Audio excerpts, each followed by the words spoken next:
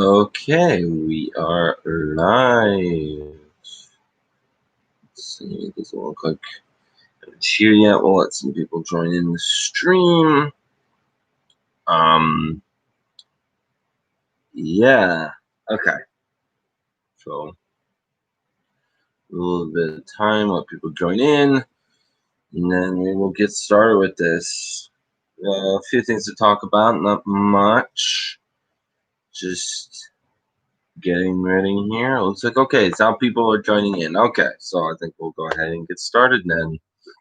All right, well, Happy New Year, everyone. Here we go, 2021. Let's hope this year is better than last year, and that we're actually able to get some stuff done. Probably just going to be streamed for maybe an hour, and just talking about a few things. So let's see where to begin. There are. Let's see. Oh, okay. Make sure the stream's working. Okay. It is working. Okay, that's good.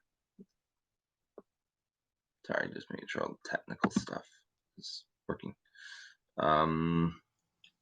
Yeah, of course, this is big because this is the 10th.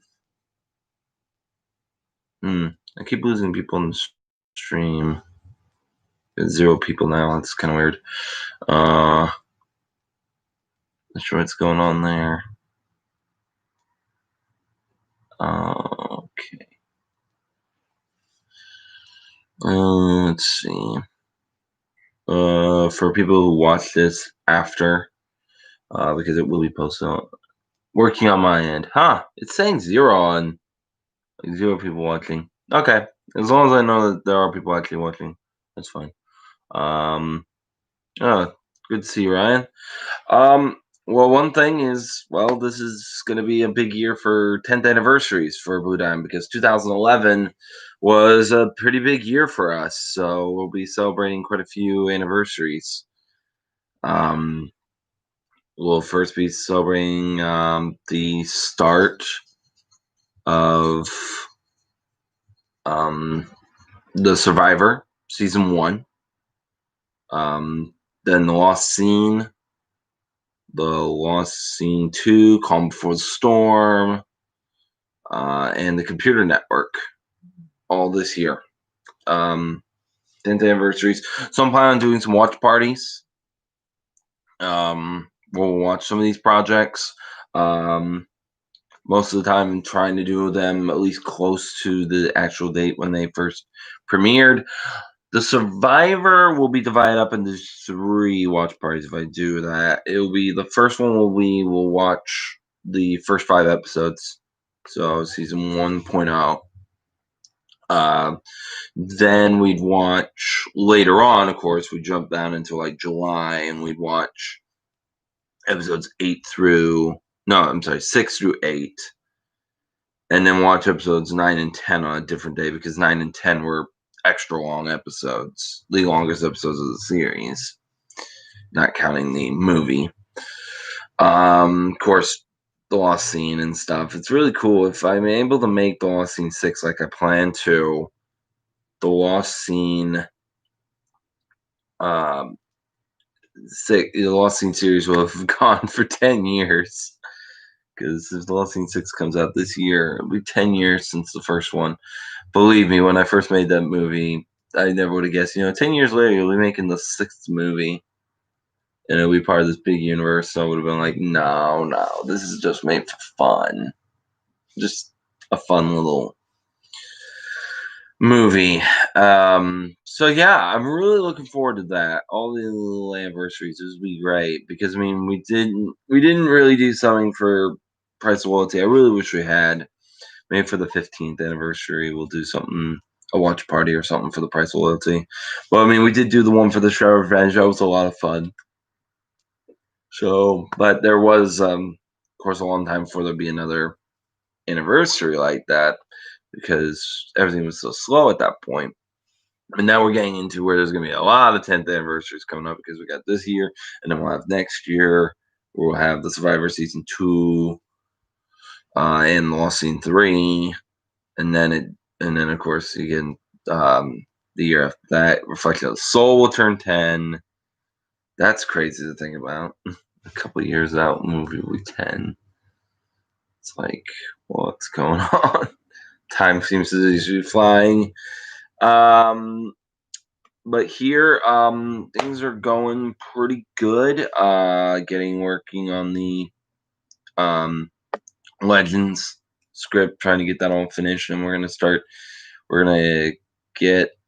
figure out who's gonna be playing the new characters. That's something that's been kind of tricky. Is like, we know, we're all doing our voices for our characters, but then we also have, there's all these new characters like the main villain and stuff. We have to figure out who's gonna play that and who's gonna do that role.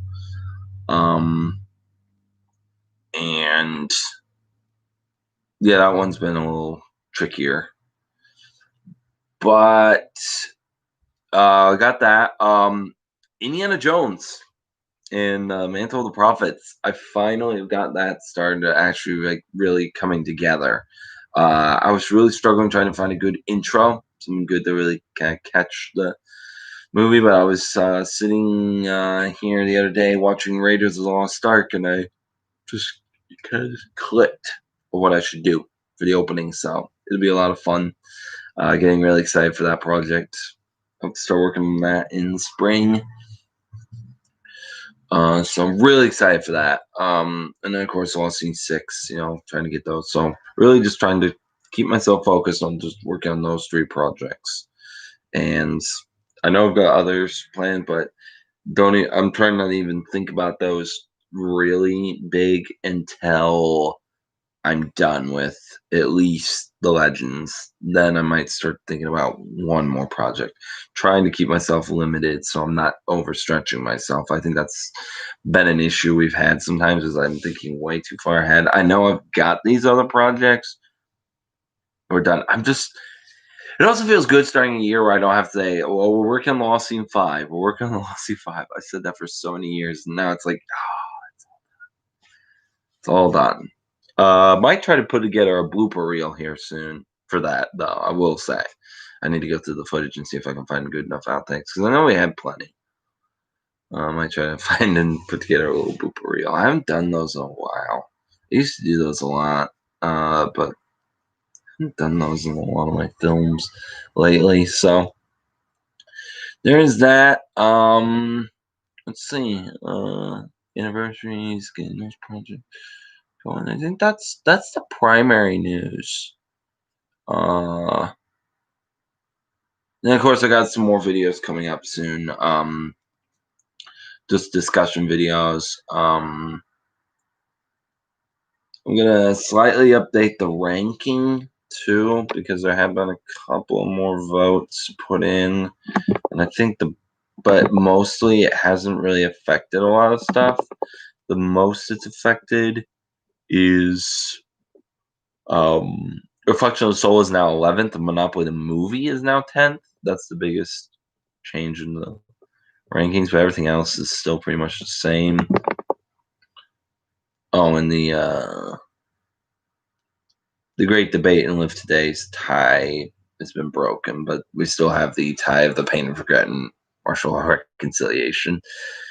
That did not go. I mean, that was interesting. That list did not turn out the way I thought it would. It was very interesting to see what people truly think of the Blue Diamond films. It was really cool. Especially Striking getting second. Like, never would have expected that. That was really, really cool. Other than that, not doing too much. I don't want to say too much on it, but helping other people with scripts sometimes. That too. So that's fun. I guess the other 10th anniversary, of course, we have is the League of International Filmmakers turns 10 this year on July 1st. It'll be 10 years old. I mean, yes, it was still in its original incarnation of the League of Amateur Filmmakers, and we went through a lot of growing pains, of course, for the first few years, but I think it really finally turned out pretty well. Uh, yeah, it's kind of sad that not as many of the original people. I'm trying to think of who was originally there from the original proposal video of the league. I mean, me, Martin Groff, and Paul Cusack, and um, and Matthew Wood. Yeah, I think we're the original filmmakers I had in that video. I know there's been a few other people that joined the group pretty early on too, right at the beginning. But those ones I do remember being in that video I posted saying, "Hey, let's do this." I'm glad to see it did make it. I mean, even after everything that happened, there were so many times where it would have fallen apart. But I think, and I really have to say, hats off to Martin Groff and Matthew Wood, because they really were the ones who were the glue that held it together. That's why I handed it over to them and just said, I gotta get out because I'm having my own issues. You guys are rocks, so you gotta hold it. Crazy, been 10 years already. I agree. Yeah, it is. It really is. The fact that it's tenure. Ashley Thomas, I remember by me, I think. I recall some drama. Yes, there was a lot of just issues. I really look back on it and think, wow, I was such a different person back then. And I've really grown as a person, but it is still kind of, ooh, yeah, don't like thinking about that. Yeah, there was some drama that there was some drama the first couple of years. I think it really did stabilize though about 2013, 2014. It definitely was stable. Um, and they had the name change. I think we pretty much once it got to the name change, we pretty much had stabilized out, which is good. And it is what it is now. And I think it's worked out pretty well because we all help. I mean, heck, the league is what kind of helped get the Legends cinematic universe uh, started. Chris says, "Hey, Tony, I still can't believe it's 10 years. You're the reason why I started my Bond fan." Yeah, yeah, 10 years. I mean, let's see. Yeah, I mean, Price of Loyalty is now 13 years. Yeah, 13 years, and we'll turn 13, and Share Bench turns 11, and then we got Reflected Soul turning 8. It's like, what's going on? It's time. So much time has passed, and of course, I know a lot of people they keep asking. It's a big question. I know. Death is Forever is still there. It's just it's on the back burner. We want to get some of these other projects.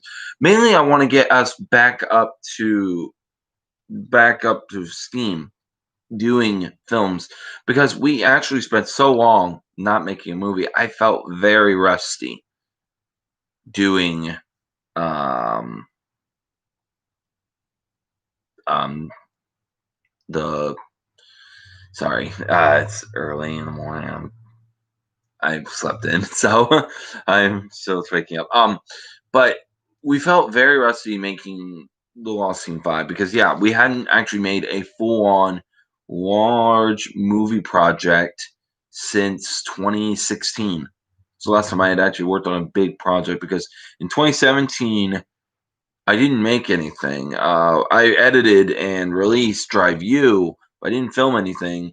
2018 I mostly edited the martial law movies, um, and they were already filmed though. And then I made, of course, the documentary. That isn't really making a movie. I mean, that was mostly a lot of editing stuff, and I, of course, filmed myself talking about the Bond fan films. And then with um,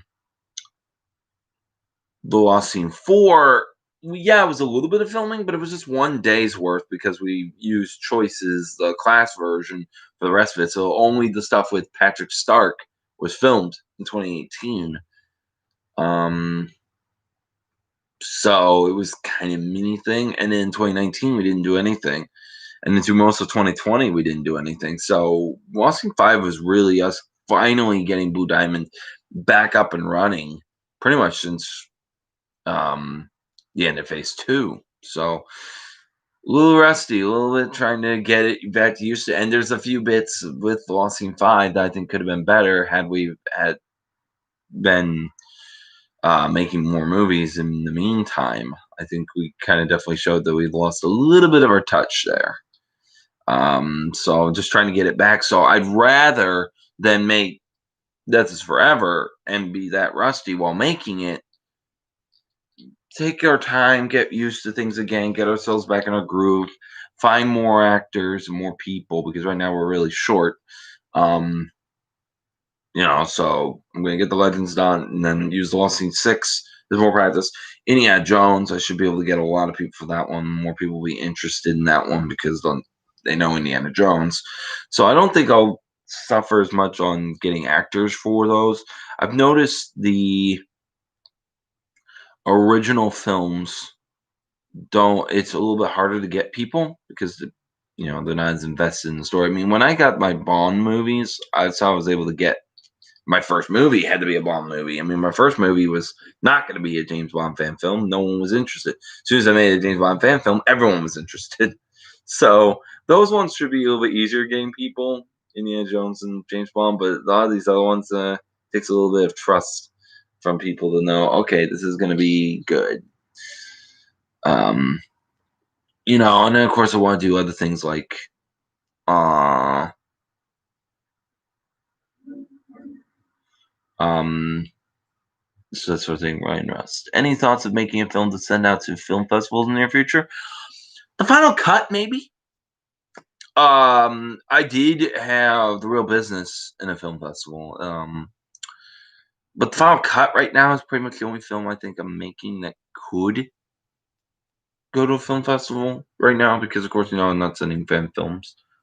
I find it hard to get actors over here in Ireland. Yeah, same here. Um But yeah, the final cut, I definitely. Joshua Lindsay, since Calm Before the Storm was basically a camera test, what if you made a sequel to it, just as a test of your new camera? I have considered that, and that was actually something I actually want to discuss. I'm thinking about doing a video on it, but I might not. I did do a poll asking about would you want um more remastered versions of films. And we did 11 votes. 18% said yes, and 82% said no, leave them as is. And no one voted for remakes. I did have one comment, but eventually it was deleted. Someone did actually mention Calm Before the Storm. And honestly, there is not. Um,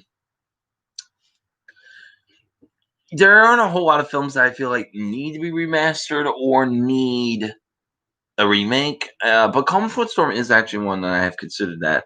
We got S Fisher 993. Hey Stranger, just popping in while I'm on my lunch break. Oh, cool. Thanks.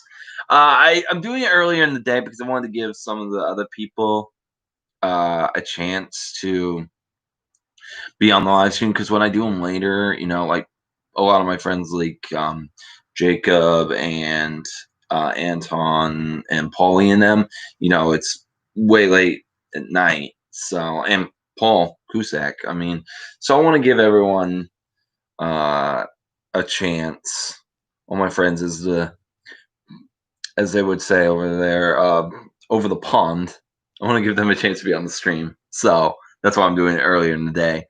Um, but yeah, going back to the remake things, honestly, Price of Loyalty and Shroud of Revenge are the only ones that I've really like. Oh yeah, I could remaster these, and that's still 4:20 p.m. here. Yeah, see, if I did it like 3 p.m. for me, it'd be like late there because it's 10 here. It's 10 a.m.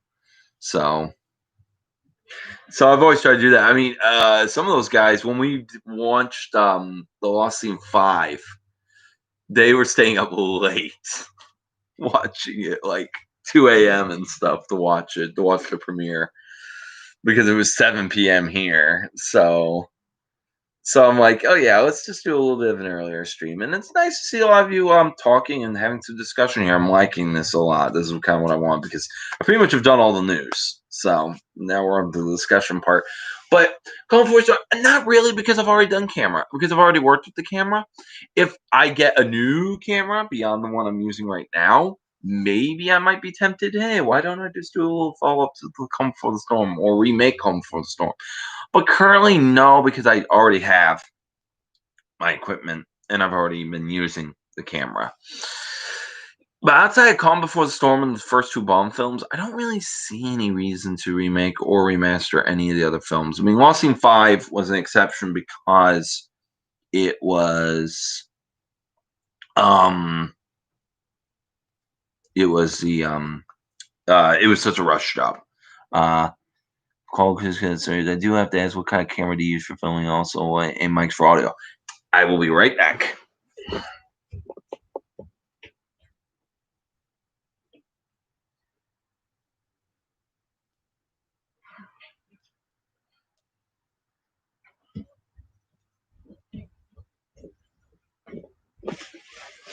Guess I have an opportunity here to actually talk about and show you guys, since I'm not having to use it to record. Let's pull out. Okay, I got Slate here. This backpack is really handy for movie filming. Here she is. This is the Canon T5i DSLR. This is the camera I've been using since I got it in summer of 2014. So right after we filmed The Survivor: War's End. So cool camera. Yeah, it really is. It's for sure. Yeah, I'd say we did have to use it in a couple shots. I remember you, Jake. I remember you saw it in action a little bit during the filming of What You Leave Behind, for a few extra shots that we had to grab. We weren't able to use that really nice camera. But this is it. Using, I got 3 lenses for it. I've got the standard kit lens, 18 by 55. I've got a nice nifty 50, as we call it, the 50 mil 1.8. This is the film. I always joke, this is the lens that made The Pain of Regret. That really made it work. And mention audio.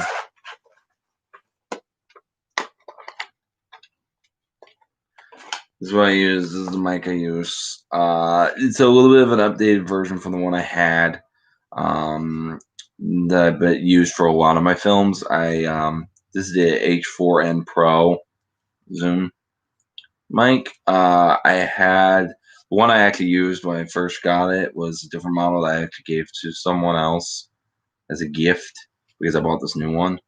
The Zoom H4n is great. It is a great unit. Yes, this is really made. I mean, you look at our older films. I mean, the film that really pushed for me to talk with my dad about helping me find and get one of these was The Computer Network. Because The Computer Network was so bad with the audio, and we had to dub it all and everything. I was like, I need to find a mic. Can you help me pay for it? And he did. He actually got it was kind of basically a birthday present. And then The Lost Scene 3 would have been the first film that we used this. But I've used it with all my films since, and it really is good. I agree. Do you use audio for any of the fight scenes? I mean, obviously we have sound effects and stuff that we put in there. I mean, I've been given some more sound effects, of course, by Anton, which is great. I mean, the Lost Scene 5, the remastered version just sounds so much better. I've been needing to retire a lot of old sound effects I used to have. Um, and it's great having a new set, so I'm really happy. So I've got that. And that's my primary yeah, that's pretty much what I use. And then a camera tripod, that's what we've got. We do have now extra kind of a backup camera. I think it's the T2. It was what it's Brandy's camera. So we've got that. So we do actually have another camera if we ever need one. But that's been our primary stuff. This has been our primary equipment since 2014. Yeah. First film I started using it on was actually Martial Law 3. I mean, the film didn't come out until 2018, but when you watch Martial Law 3, it's actually was filmed in September of 2014, and that was the first project I ever filmed with that camera. Also, and then the Classic, the Cool, and the Casual, One Good Deed, and the Pain of Regret were the next projects that I started using that with. But outside of that, that's my camera equipment right there. And of course, I've been editing with. Also, starting in 2014, I started editing with Premiere Pro. Hence, why 2014 is the start of Phase 2, because it was a real change up from what we had used before. A lot of things really changed with our filming. Yeah, so that's our equipment. Yeah, but back to the question of remasters and stuff. Yeah, Price Loyalty and Shadow Revenge. I still have that on the back burner. It's gonna take a lot of work, and I really want to eventually just take my old hard drive and try to see if they can recover the files, make things a lot easier for me. But getting some of those. I mean, I still have the tapes, so I could grab all the raw footage. There is some footage that was filmed on the camera Sean had. That's the tricky part with the Shadow Revenge, is getting that footage. Some shots here and there. Because I would love to go back, fix up the audio, try to fix up the clarity. I mean, obviously those cameras only filmed so well. Try to make it at least look a little bit clearer. Fix up the visual effects. Maybe even have Otto Nilsson do new original scores for them. Maybe. My one thing with making remasters and doing that sort of thing is I won't ever get rid of the originals. You can still watch the originals. I mean, the history of the remakes, I was just thinking about that also. So we've actually done several times where we've had multiple versions of films. The first one, of course, was the Price of Loyalty Special Edition. That was the first time I ever did a remake. Then The Pain of Regret actually has a couple of versions. There's the version that most people have seen. There's also the class version. It's up on Vimeo. It's a little bit shorter, and you had to use movie music and stuff. Pretty much the same film now, but there's a little bit of different editing in there. Monopoly the movie, I know, has the two versions. It's always a good idea to have all versions accessible to people. Yeah, exactly. That's one thing. I mean, we could talk all day about that. Like with Star Wars, they don't have all the versions. However, Blade Runner, they released all 5 versions. It's like, just let people see whatever version they want to see. That's why The Lost Scene 5, the original version, is still available to watch. I mean, I definitely say, and I put a poll up, and pretty much everyone voted that the remaster was better, but the original's still there. Will Death is Forever. Alien and Aliens, yes, that's another good point. Like I said, Death is Forever is just on the back burner.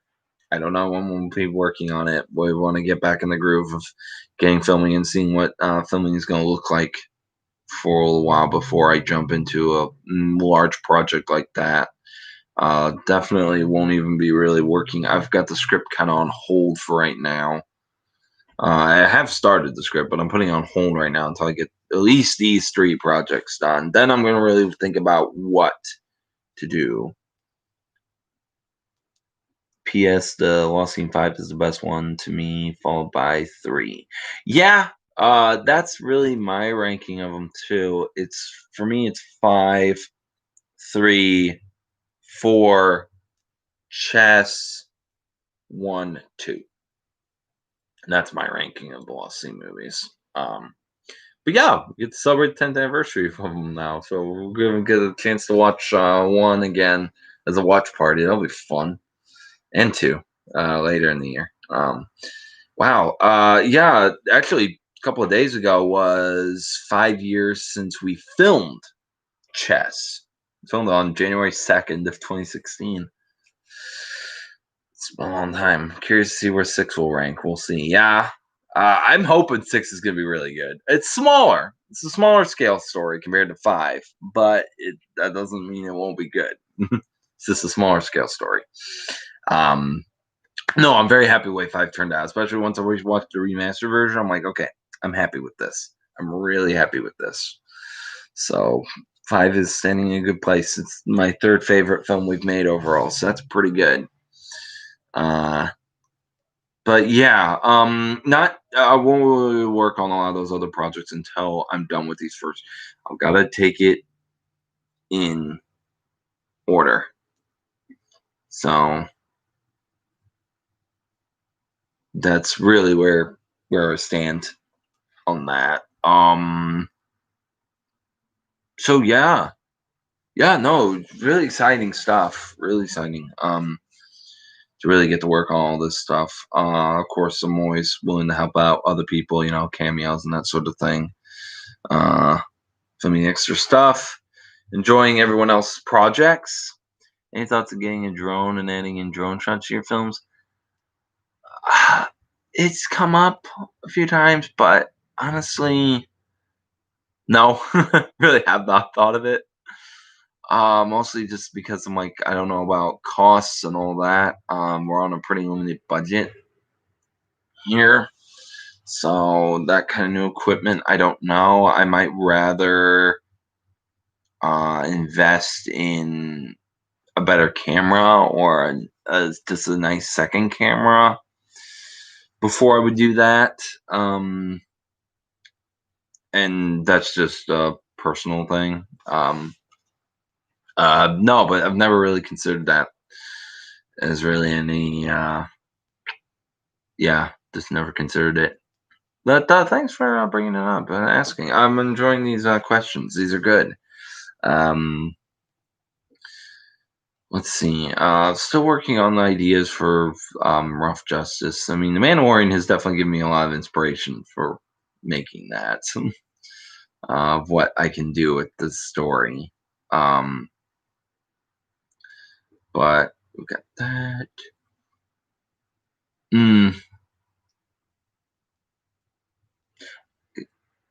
Expect to Die or Deaths Forever will come first on YouTube. I Expect You to Die will come first. I know that. Before Death is Forever.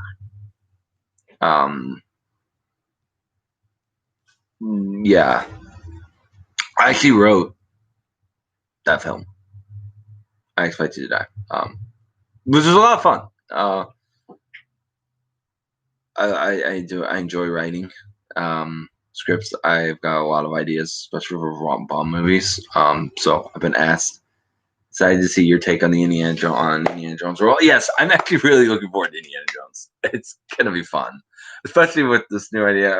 Like I said, I got some inspiration of how to open the movie and everything, and things are starting to really flow. To get that, I'm betting on about a 45-minute long movie for that one. I'm not trying to do anything too crazy. Just trying to keep these films shorter and simpler and more quality over quantity. So not as long, but definitely keeping it really nice in terms of the quality with the exception of the Bond movie. That's the one I'm like, okay, I still want that to be a decent length film because I want it to fit with the others. Oh, pretty good that I've made. So Death of Forever is still shooting on me at least an hour and a half to 2 hours max. So yeah, yeah, as well. Cut for uniform is an idea. I've still got rustling around, but yeah. So that's pretty much it. That's the news and what's going on. I mean, it's great to get started in 2021 and see where everything kind of takes us from here. So if you guys have any other questions, we can continue this discussion for a bit. I don't mind talking for a bit longer. It's been some great questions and great discussion going. I've been enjoying this a lot. Of course, let's see, there was something else. Yeah, I do have the other videos where I want to talk about the rank, not the ranking cast. Let's see if I can find that file. Here somewhere. Yeah, there we go. Cast. So I put together a list. Yeah. You are the best James Bond. Thanks. Appreciate that.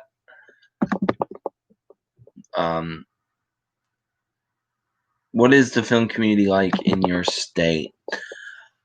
I mean, it's there. It's there. It's definitely not the biggest here in Missouri. I mean, we do have some programs here. I mean, the here in Missouri, I mean, the we have some filmmakers around here and there. There is Mizzou has the film production program. I don't think it's as good as it used to be. From what I've heard, it's kind of gone a bit of decline. Stevens College, it's an all girls private school. They've got a really great film program. That's what Brandy did. She got her film degree there. So they've got a pretty good program going. And yeah, so it's there. It's not big, but it's there. It exists. It's hard to reach out. I've been trying to reach out to people around in the community, but it's not a really big community at all. Yeah, I did a list. I started going through and I was curious. And in all the films that we've made, from The Price of Oil to The Lost Scene 5, how many people have appeared in movies and who's appeared in the most? And yeah, it's 18 people that have made more than 2 appearances, that have made 3 or more. Only 18 of us. There's 1, 2, 3, 4, 5, 6, 7, 8, 9, 10, 11, 12, 13, 14, 15. 15 people have made 2 film appearances, and everyone else is one-offs. And then, of course, there are some people that are exclusively to the Martial Law trilogy. And then, of course, there's a lot of YouTubers who have made 1 appearances.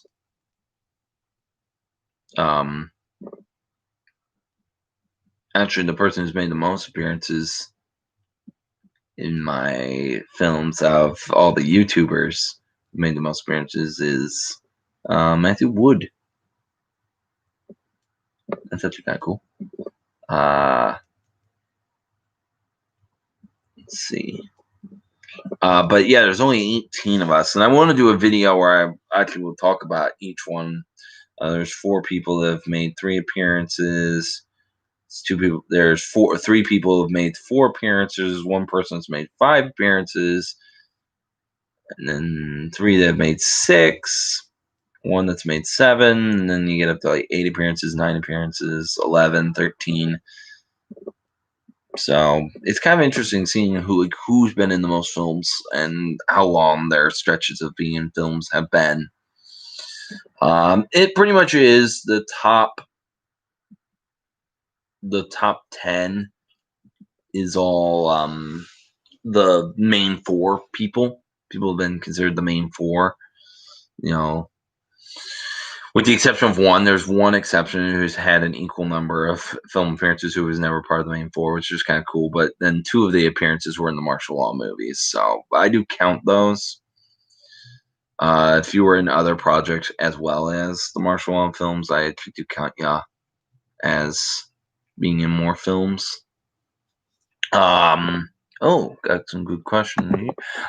Hey Tom, will there ever be a Sean Deacon spin-off to the Lost Scene series? Possibly one film. I'm not planning on doing anything major. Micah doesn't want to. I mean, doing filming with Micah sometimes can be a little tricky just due to scheduling. And I don't know how long we want to keep doing that character. I mean, Cass obviously was a spinoff, but I know at least one more film I'd like to do, a little short film. But that character doesn't have a whole lot. I mean, obviously he'll appear in the Legends movies, but no, I mean there won't be like a spinoff series or anything with him. But I would like to do one more film that'd be kind of a nice conclusion film to his story, with him hunting down, because they kind of set him up at the end of The Lost Scene 5, where they're asking, hey, you want to keep hunting down Basilisk? And I'm thinking about making a short film that concludes that storyline and would conclude the Basilisk storyline. So I have actually considered Sean Deacon's spinoff. Because right now, we got the mainline series with Edward Niven, possibly a Sean Deacon's side film. Of course, then there's exploring with Glenn Harvey and General Polovich in the precursor era. So yeah, there have been some considerations of where to go from there. And of course, cameo appearances can still be a thing. That'd be fun. More cameos is always fun. I've really enjoyed doing cameo appearances, like the ones with like the appearances in the Lund films. That was fun. Getting Edward Niven showing up. I remember there were a few people that were quite surprised when I popped up in Thomas Lund 5. They were like, Edward Niven? Wait, it's him? It's like, the last scene? It's like, yep. Yes, we're back. We're back. Because at that point, I hadn't appeared in a long time. So it was kind of my big comeback. But yeah, it feels like at this point, as I was mentioning in the LCU update video, we're pretty much now going to be focused. I mean, yeah, there's still a few more films that are going to be in the Legends era, but mostly we're moving into either precursor era or the Mortis era. Pretty much is where the newer films are going. The Legends era is pretty much full. I mean, there's still a few films popping up here and there. General Polovich was one of the best characters in the Lost Scene. Yeah, we look forward to. We loved having Niven in Thomas Lund 5. That was fantastic. Yeah, it was fun. Plus, it tied in really well because if you watch it, it's like you see that scene where he messages him. You see he's got the flash drive. You then jump into the post-credit scene of The Lost Scene 4. You see him now studying those files. And then jump into The Lost Scene 5.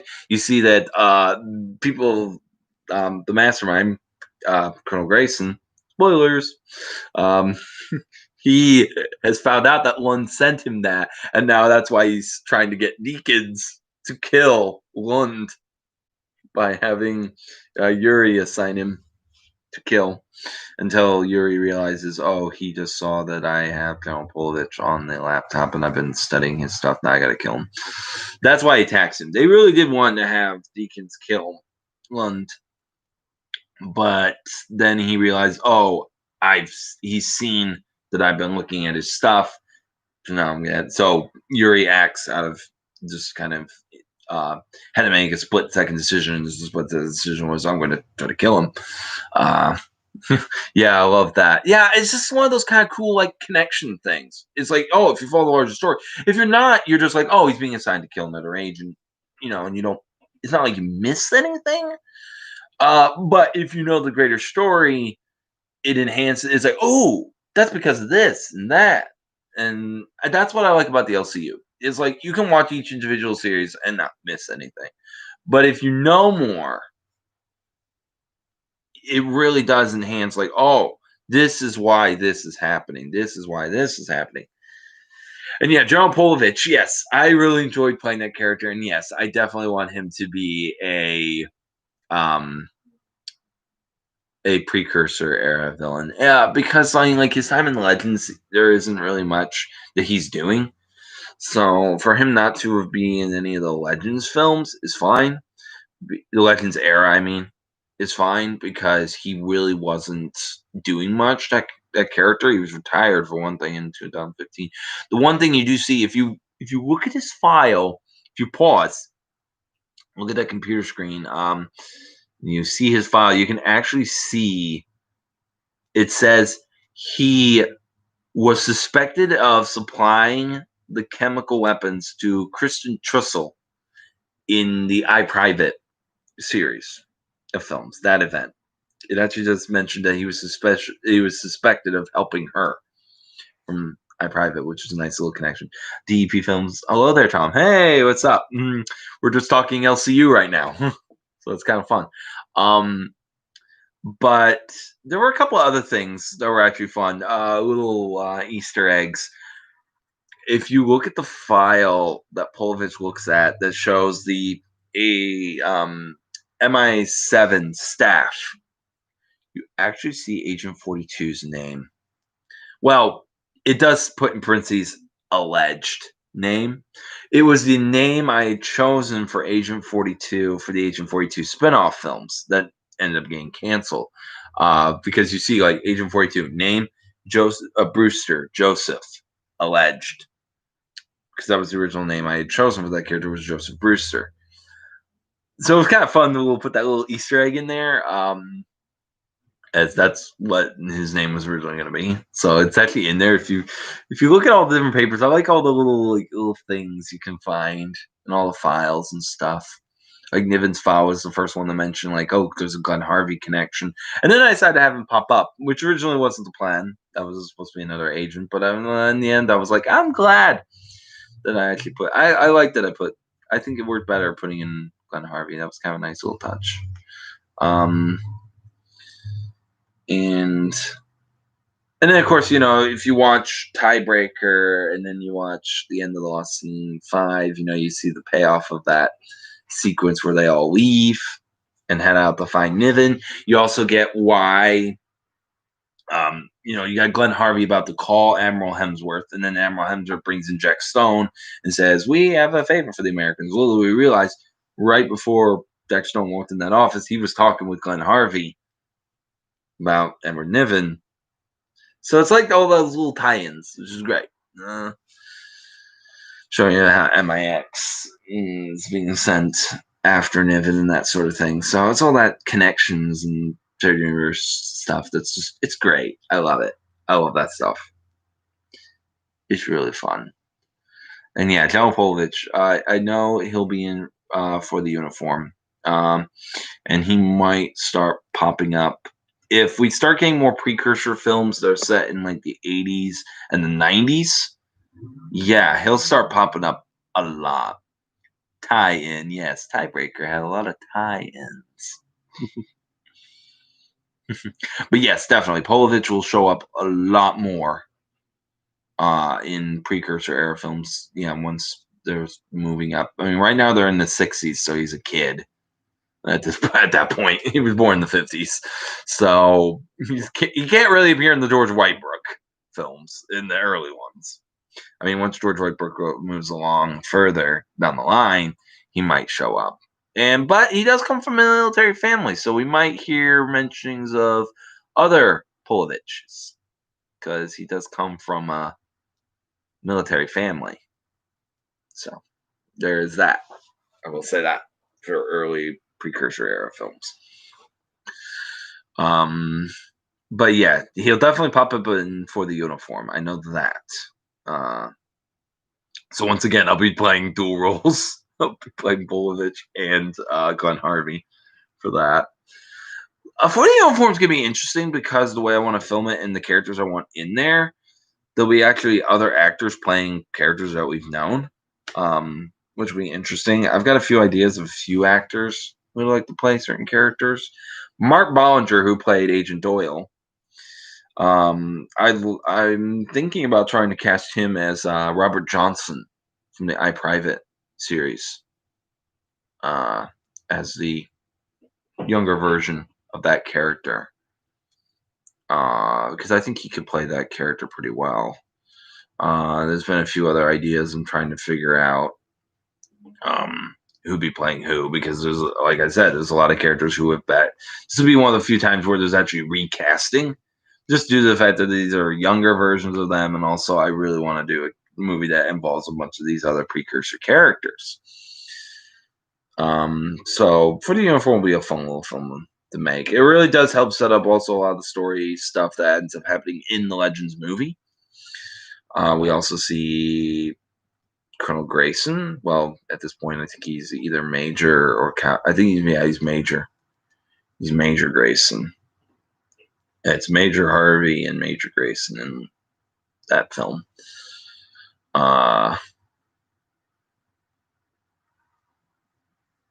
Yeah, we'll see a lot of things happen in that film, which will be like, whoa, oh yeah, of course, this is the start of all that. So it'll be fun. Of course, and For the Uniform, I don't even have to really keep it a secret. There will be a reference, of course, to Edward Niven. He'll either have his picture or he'll mention his nephew. Gun Harvey will come up at some point with Gun Harvey. No, yeah, he just graduated from West Point, actually, he'll say, because it's like been 2 years. Edward Niven's only 2 years into his military career at the point of that movie. Because For the Uniform is set in 1997. So it's 10 years before the Legends era begins with Philip Krieg and stuff. At one point, I will say I did consider Philip Krieg's father being in the For the Uniform and some of the precursor stuff, but I decided no, I'm gonna let, if Philip Krieg's father ever shows up in anything, I'm gonna let Martin Groff deal with that one. That one's a little. I'll use Agent 09, but I'd rather not. I'm gonna leave that one alone, Philip Krieg's father, because it's so important to their storylines and stuff. I don't want to mess with that. I'm gonna leave that one alone. But it was considered at one point actually having Philip Krieg's father show up. Let's see. Joshua Lindsay, you said that in preparation for the planned Batman trilogy, you did a screen test as the Riddler. Do you think you'll ever release those tests? I think many people would be interested. Yeah, I mean, I've got the files. I do have the files. Some people have seen them. Only a handful of people have seen them. They weren't that impressive. I mean, it was just some early tests. Nice catch on that. Let me see if I want to check something real quick here for my videos, because I know I discussed it a bit in the anniversary special stuff. Let me see. Yeah. Did I actually show that?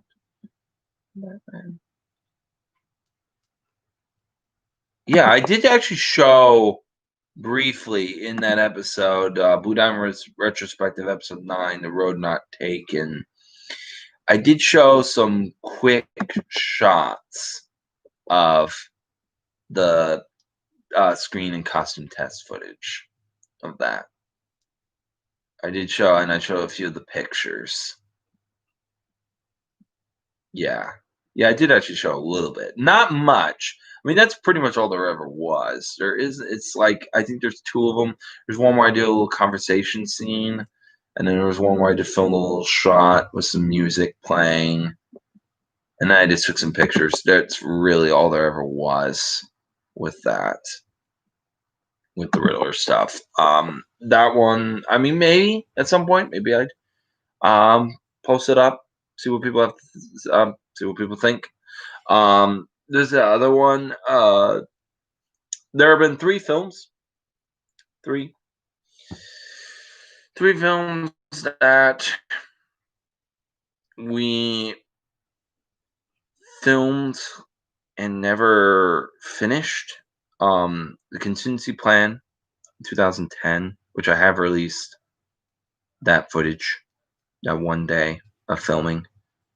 At least I think it's still online. Let's see. And then there's the Doctor Who footage.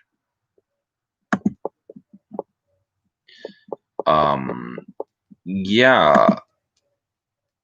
Maybe I'll release it. Maybe I could release some of that stuff. Maybe I'll ask if people want to see it.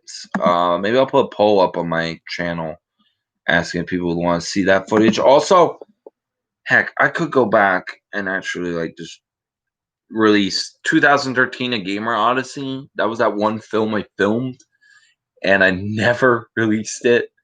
It's not really that great a film. But if people are just like, hey, I wouldn't mind seeing that and seeing what you always filmed, I mean, you gotta understand, it was not that great. I mean, it was made in 2013. It was still phase one. It was literally being basically filmed by myself. I know, once again, I discussed that in the retrospective. But it's the only other film besides there was The Contingency Plan, Doctor Who, Family of the Doctor, and that 2013 A Gamer Odyssey are the only three films in which we actually filmed and we didn't finish. I know I discussed it in that series, The Gamer Odyssey. Yeah. I'm looking at the video right here. Yeah, I did discuss it. I did show some footage of it, the canceled film.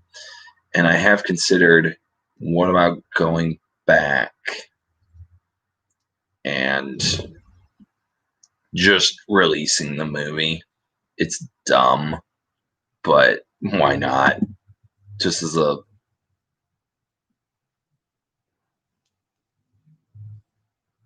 But, I don't know. Maybe I should go back and just release what I had. I'm just looking at the footage right now. I'm just like, okay, what was I thinking? That's a weird film. It's a very weird film.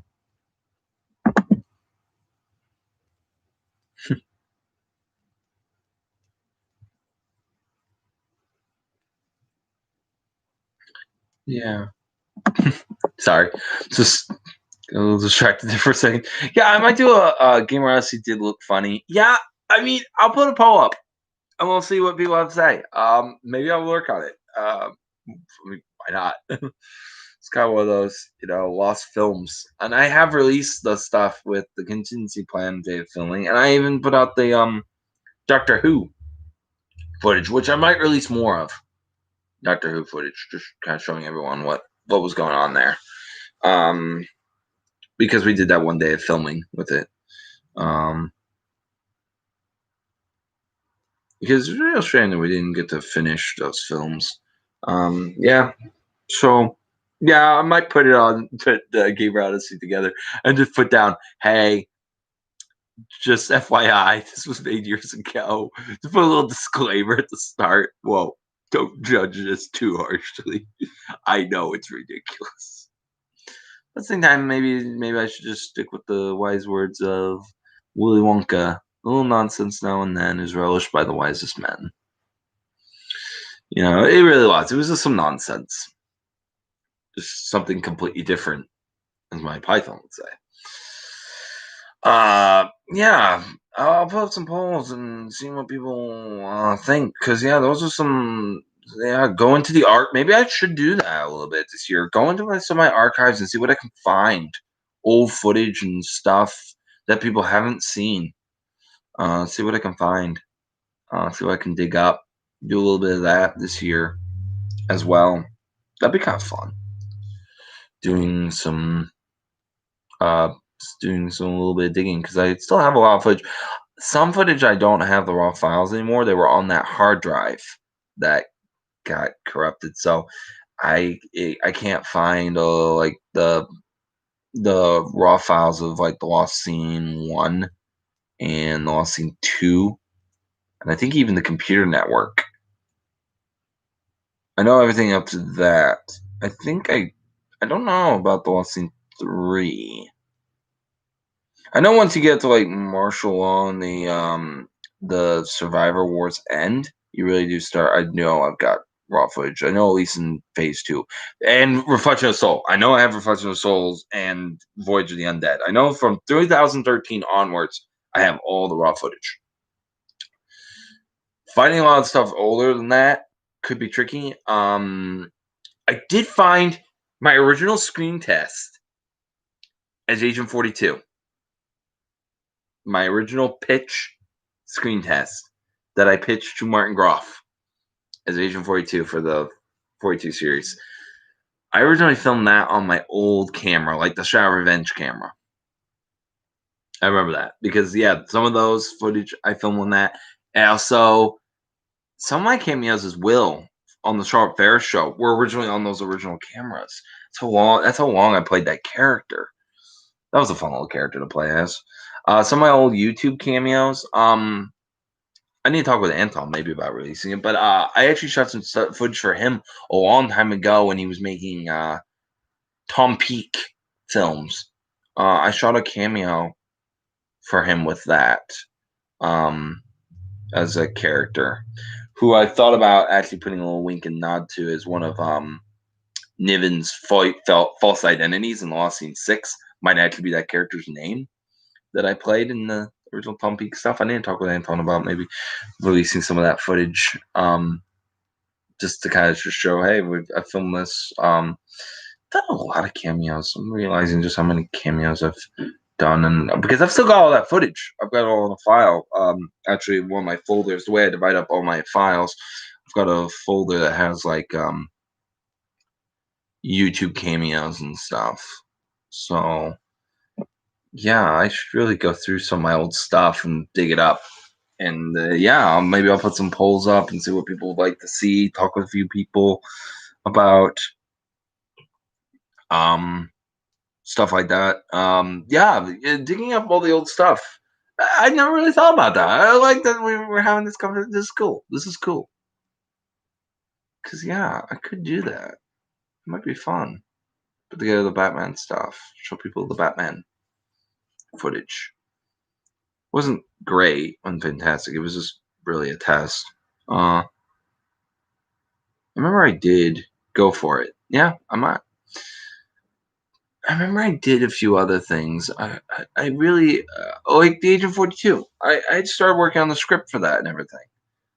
Never filmed it. I filmed the trailer. I did film a trailer. Came out right after Shadows of the Past was released. It was going to be a spinoff immediately set after those events, but it never got made. The Philip Krieg. That means I play a lot of just realizing how many characters I play that are actually technically part of the LCU. I play a lot. Yeah, it would be nice to see. Yeah, yeah, I could definitely work on that. Give some people some just because there's been a lot of stuff that's gone on within. I've thought about releasing some of the old scripts too. Not ones that I might revisit, but older ones that I know I'm never gonna revisit. I might release on if I can. I don't know if I have footage. I might have to make some I might have to make some photocopies. Um, I've thought about showing. I might scan the script and show people like the original script for the price of loyalty and stuff like that. Let people see some of the original scripts. I find the script for the bike racing movie that I was originally going to make, so people can read that, see how that was. Yeah, I don't think I have that original script, but it might. I'd have to go through all my files and see what I have, see what I can find. But yeah, it's actually got quite a bit here. Quite a few older ones too, older scripts. Might let people read the Doctor Who ones. However, I'm not doing that just yet because I might revisit Doctor Who. It's not confirmed whether or not that's over. Do you have the Riddles of the Dark Knight outline? Treasure Conquistadors, yeah, Race for Victory, Thunderbikes, whatever you want to call it. Oh my goodness. Oh my goodness. Sorry, I'm just looking at this old script. My original first script. Oh my gosh. Oh wow. This is my first ever script I'm looking at right now. How long was it? 21 page, a little over 20 pages. It bled into the top of a 21st page. But actually, considering I put at the top the whole cast thing, yeah, I think actually it would be 20 pages. My very first script was 20 pages long. Oh wow, how many people were going to be in it? How big was the cast? 1, 2, 3, 4, 5, 6, 7, 8. 8 of us. Oh yeah, actually, something I never brought it up. A lost joke, a lost running gag. So everyone knows the leather jacket guys, that whole thing. There was actually one more joke like that ended up getting dropped, but it's there at the beginning of the series of our films. For some reason, all my movies, it kind of just stuck around. I just kept reusing it. The name Walter Jones was used. In The Price of Loyalty, it's technically Scott Alexander's character who Bond shoots, but then he impersonates Walter Jones to go see Peter Grant. Then Walter Jones is the name of 003. Yeah, 003 is Walter Jones, Dustin Butterworth's character in The Sheriff Bench. Then when I said Jones is dead, before it was renamed Timothy Jones, originally I was thinking in my head, it's Walter Jones. This was just this running gag that we started going. I think it got dropped by the time we got to like The Lost Scene 2 and stuff like that, and it didn't pop up in the Computer Network or anything. So yeah, I'm pretty certain.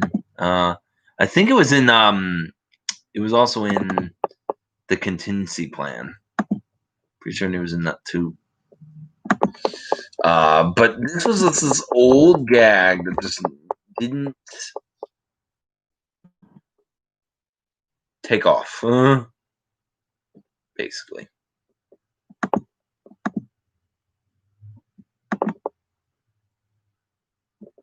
Wow, Contingency Plan. Yeah, Walter Jones was in that too. Contingency Plan was gonna be a long movie. I have 2 movies that were gonna be like really long. Contingency Plan was probably gonna be about 2 to 2.5 hours long, and then the White Knights, this post-apocalyptic story, that one was gonna be like 3 hours long. It was gonna be like a martial law movie. It was gonna be long. But yeah, Walter Jones, that was an old joke that disappeared. I just saw it because I was looking at that old script. Oh my gosh, I should release this. Let people read it. Like, this is my original script. Like, this is the very first. This is how it all began. It is very primitive.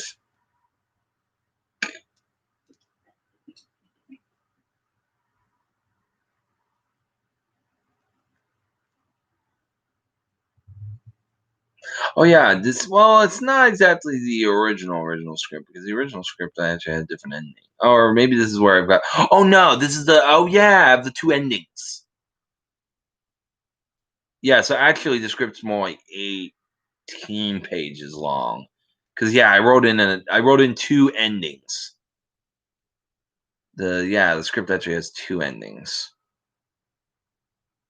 Race for Victory, yeah, alternate ending. Yeah. Wow. No, sorry. I just had this moment of just reading this stuff. Yeah. So maybe I'll start going through the archives and see what I got. Okay, looks like we've been going for an hour and 10 minutes. Wow, this is a good one. Remember, if you haven't seen all of the stream, it will be going public as soon as YouTube allows it to go up. Do you guys have any last questions or any last comments? Anything last statements? I'll let you guys type in anything. Got a few minutes to do that. I don't mind continuing a little bit longer in discussion if you guys have anything. I mean, you guys brought up some good things. I mean, now I'm thinking about going to all my old archives and stuff. So that's great. That would be a lot of fun to do because I've got a lot of stuff. Like I said, I want to go through and maybe find some more outtakes on some of my other films that I never posted the outtakes. So I'd love to go through the martial law movies and post together a blooper reel for martial law. That'd be a lot of fun. I also would love to do just a documentary on the martial law movies at some point if I can ever get together with Patrick and do some interviews and do some talking about making that trilogy because that was a massive undertaking. Outside of that, yeah, that's pretty much where we're at. So, yeah, I guess that'll do it. That's all she wrote for this stream. Got a lot of things. Oh, actually, we do have another one. Ryan Russ, will you film anything during? Will you film anything during the beer bug? YouTube's funny about that, so I'm being careful what I say. If so, what are you planning on doing to keep everyone safe on set? And yes, do a doc film. Yes, documentaries would be kind of cool. I enjoy doing like the retrospectives and stuff like that. Well, I mean, we have been filming. We've been trying to do people all out to, of course, masks, keeping decent social distancing, that sort of thing. That would be pretty close. I mean, we've been doing those sorts of things, of course, checking. Of course, we've had some people say, hey, right now I'm being tested and that sort of thing. And so it's like, okay, you can't be in the film. Of course, we're doing what we can. We talk about that sort of thing. That has came up a little bit during the Lost Scene 5 filming. We were okay. We were fine. Made that film, of course, keeping limited number of people on set and that sort of thing. Yes. So yes, it is quite aware of keeping everyone safe. That is definitely safety is definitely a primary concern of ours. See, Ian H. coming. I want to see you making a Wyatt Earp film. Tom Smith is Wyatt going after Billy the Kid or Jesse James. I mean, that's kind of what martial law. I mean, that's kind of what rough justice is. I mean, really, look at me. Look at Lee Connors in that. I mean, he looks like. I mean, people kept saying that. They kept saying I look like Wyatt Earp. I look like Kurt Russell in Tombstone. I mean, that's kind of what you're gonna get in Rough Justice. That's what it's like. So believe me, if you're really wanting that little niche there, Jacob, you're gonna get it. If I end up being able to make Rough Justice, you will get it. I feel it's tough. Yeah, it really is. Like I said, and that's one of the reasons why I'm not wanting to do the Bond movie right now. I want to do smaller stuff right now because of everything going on. It's pushed stuff back. I mean, it's what pushed back. I mean, even the Lost Scene 5. Lost Scene 5 was supposed to be done in the spring of 2020. And then the beer bug hit right there. We got hit immediately right before we were going to start starting filming. Because I was hoping the filming. I know, just a joke. Yeah, I know it's funny, but I'm just saying, if you really want that, Jacob, you kind of are going to get it. But going back to what I was saying, yeah, it hit right before we were about to start production. So I ended up getting delayed till October and November. So I pushed back all our projects because, yeah, we wanted to film quite a bit this year. We were last year. I mean, 2020. We went to the Lost Scene 5, the Lost Scene 6, and all our original plans for Phase 3 were are way behind where they were going to be. I mean, originally, all those films that I had planned should have been already filmed and done. October of 2020 was originally supposed to be when Death Forever was supposed to come out, and everything else would have already been done. Lost Scene 5, Lost Scene 6, Rough Justice, all that would have already been done and out. But things just haven't gone the way that we planned. But Phase 3 has been a struggle compared to Phase 1 and Phase 2. But yeah, we definitely are trying to keep everyone safe and good during these interesting times. Okay, I think that'll pretty much do it here. Thank you all for joining me for this live stream. I enjoyed the conversations, the discussions. I like it when I get to talk with you guys about things and you guys have really good questions. I really appreciate this one. Really good stuff. Really got me thinking about some things. I mean, doing like a lot of stuff with the stuff I already have, doing some more, going through older files and stuff and seeing what I can dig up and release to you guys. So just keep an eye on the community tab. I ask polls all there all the time. If you haven't voted in the polls of the rankings on all the projects, please do so. And then, of course, keep an eye out on any news because, I mean, we'll be doing watch parties and stuff for the 10th anniversaries of the project. So we're in 2011, stuff like that. And then, yeah, other than that, I'll be posting up new videos and stuff starting sometime this month. So I'll keep you updated and everything, and maybe we'll do another live stream again soon. And I'll just keep you posted on everything that's going on. So thanks for joining me. Take care. And this is Tom Smith of BDF Filmmakers.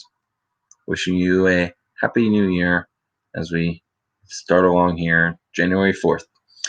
4 days in, we're still here. So that's a good sign. But this is Tom Smith signing off. Take care, everyone.